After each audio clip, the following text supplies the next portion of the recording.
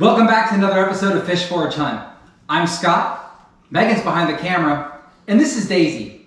Today, we're not just going to talk about how to scallop, we're going to tell you how to prep for the season, what to bring, and some tips and tricks to help you be more successful while you're out on the water.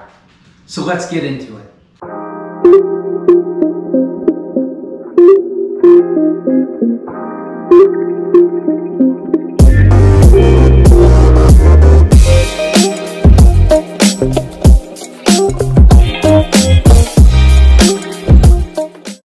So before scalloping, understand your seasons. This is from Port St. Joe all the way down to Newport Richey in the 2022 season. Bag limits are going to vary by year and by county. Please make sure that you check the updated FWC regulations. When planning a scalloping trip, tides are extremely important. Slack tide is the best time to go. The grass kind of stands up straight and it's easier to see the scallops. When you're planning your scalloping trip, you want to make sure that you base it around the strength of your weakest swimmer. As you can see here, July 1st is close to a new moon. The currents will be ripping. A better option would be July 6th, which is between the new and the full moon. As you can see here, the currents are not going to be as strong.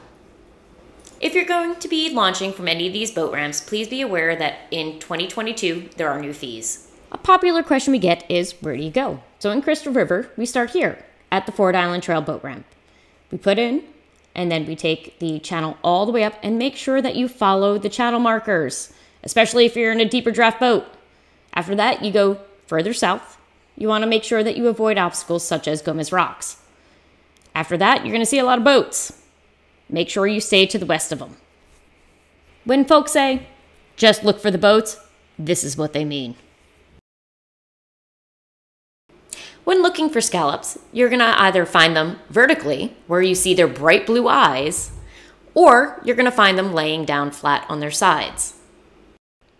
So when you're out on the water, this is what's known as an Easter egg, an orange scallop. You see a few of them every time you go out, but they're few and far between.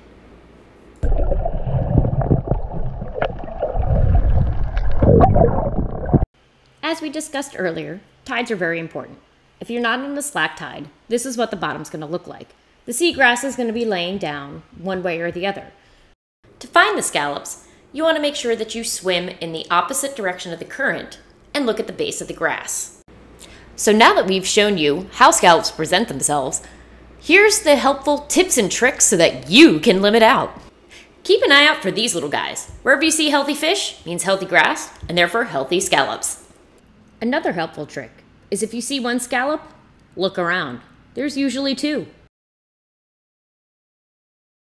If you happen upon one of these sandy areas, be sure to check out the grass that surrounds it. For some reason, scallops seem to love it.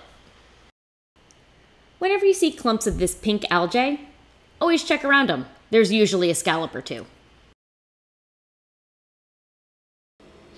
Always look by the anchor, underneath the ladder, and underneath the boat. Without fail, you're probably going to find at least one. No matter how good you are, you're always going to miss at least one. So it helps to have a buddy with you who can always pick up the ones that you left behind.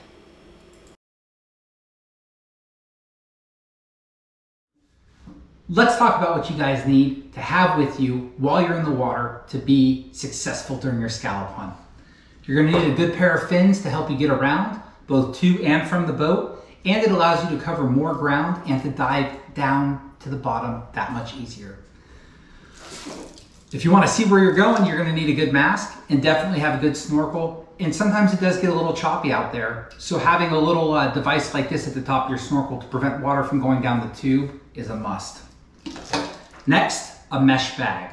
Mesh bags allow you to put the scallops in the bag while you're scalloping and water to still pass through. It reduces your drag and makes the experience that much better. If you tried to put them in a bag that didn't have holes, you're going to have a lot of drag and you're going to be fighting a full bag of scallops every single time you dive down. But get a bag that you can manage while it's full, and even if you get a small one, you just return to the boat, empty it out, and go back and get some more. So, speaking of being in the water, when you're in Florida and you have a buoy in the water with you to have you marked as a diver down, you need a flag that's at least 12 by 12 inches. If you're on a boat and the boat has the flag on the boat has to be at least 20 inches by 24 inches. Whenever your diver's in the water, that flag needs to be up and visible. When your divers are out of the water and you're on the move, make sure you take it down. Now, divers, in the open water where you're going to be scalloping, you've got to stay within 100 yards of the boat. Boaters, you've got to stay at least 100 yards away from other boats. So make sure you're being very careful when you're out there because you're going to see snorkels all over the place and you don't want to be speeding because accidents do happen while you're out there scalloping. Speaking of accidents, sunscreen. You don't want to get sun poisoning while you're out on the water, so make sure you bring some of this with you. It's a must. So while we're talking safety, let's talk food safety real quick and hydration. So you're going to want a cooler and you're going to want to have ice in it. Scallop hunting is so much fun, you're not going to realize how much energy you're burning while doing it. Make sure you're taking stops to have a little bit of water so your legs don't cramp up, and maybe a little snack or two to keep those salts in your system. Also, when you get off the water, it's good to have ice in your cooler so that you can take your prized possession home, and that's that scallop meat. So scallop meat, how much you can take per person and per vessel varies based off of where you're scalloping. Okay, so where we scallop in Crystal River, you're allowed 2 gallons of unshucked scallops per person, or 1 pint of shucked scallops per person. Now the vessel limit, if you have like 6 people on board, is no more than 10 gallons of unshucked scallops or half of a gallon of shucked scallop meat. Keep in mind though, that if you only have 2 people on board, the limit is per person, not per vessel. You have to go with whichever is least. Now, as a general rule, if you're gonna shuck on the water, you cannot put your shells back in the water. It will destroy the seagrass. So make sure you have a trash bag to dispose of the shells and bring them back to land with you. Also, we've got other videos that show how to shuck scallops. A butter knife and a spoon are your best friends. So if you're gonna shuck out on the water, bring some of these along with you. It also makes for a fun trip on the ride back in. One last consideration of things to bring on the water.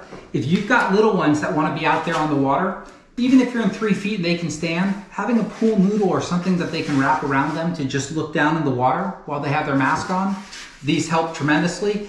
And the brighter the color, the easier it is to spot your children while they're in the water. Just a safety precaution. And last but not least, she's been here. Furry friends like to go scalloping too.